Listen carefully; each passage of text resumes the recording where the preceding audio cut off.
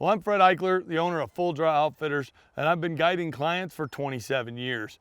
Every year, we take clients out for whitetail, mule deer, elk, bear, antelope, mountain lion, and turkey.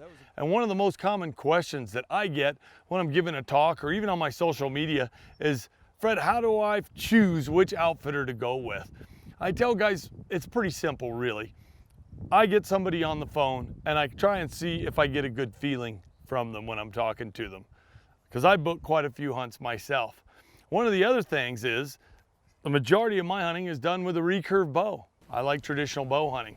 If the outfitter I'm talking to isn't familiar with guys that are shooting traditional equipment, a recurve, a longbow, or a self bow, well, right off the bat, I don't have to ask him any more questions because I know he's probably not going to understand the range limitations and the different things that I have to deal with as a traditional bow hunter. So that's one of the things I nick right off the list. The other thing I'll ask is, can I get a list of clients that have hunted with you with traditional equipment? I'd like to talk to a few of them.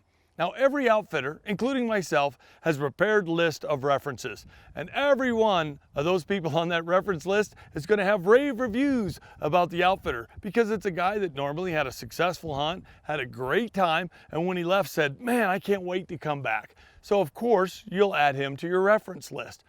You get more information from asking about people that aren't on the reference list. One thing that I'll do sometimes, and I don't mind if people do it with me, is I'll say, could you give me a list, even if they were 90% successful on traditional hunts with whitetail deer? I'll say, that's great. Could you give me the guys that did not harvest a deer with you that were traditional hunters?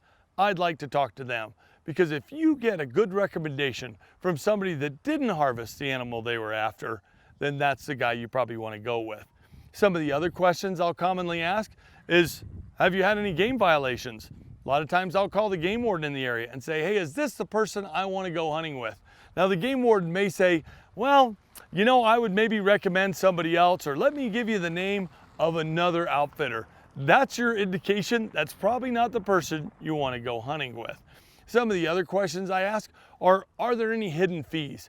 A lot of times you'll see a hunt listed for $5,000 for an elk hunt in Colorado. But then in the fine print, or what you don't see when you book the hunt, is that if you shoot a bull or any elk, there may be an additional fee. There may be an additional fee for cleaning, preparing that animal to be packed out. Maybe an additional fee for taking that to the meat processor. So make sure you're aware of any fees that are involved. Also ask questions like, what do you expect from me? What do you expect from me for range limitations? You know, how far would you like me to shoot? What are your stands, ground blinds? Or when I am with a guy in the field, what is he going to expect me to shoot at? Some of the other questions I ask is physical limitations. What are you expecting me to do? Are we going to be hiking every day? Are we going to be horseback every day? Am I going to be carrying a heavy pack, a light pack? Am I going to be sitting in a tree stand all day? Do I need to pack my own food? Do you have food for me? Some of the other questions I ask are, how do you guys take care of the meat? How do you guys take care of the trophy if it's something that I want to get mounted? So booking a hunt, there's really a lot to it, especially if you're shooting traditional equipment, because most outfitters are rifle outfitters. The majority of the hunters out there, or the majority of the clients, are rifle clients. Then you've got a whole lot of bow hunters. And bow hunters, of course, can go from compound, crossbow, recurve, longbow, self bow, a little bit of everything. So before booking your hunt with an outfitter, make sure you ask a lot of questions. It'll help you ensure that you'll have a good hunt.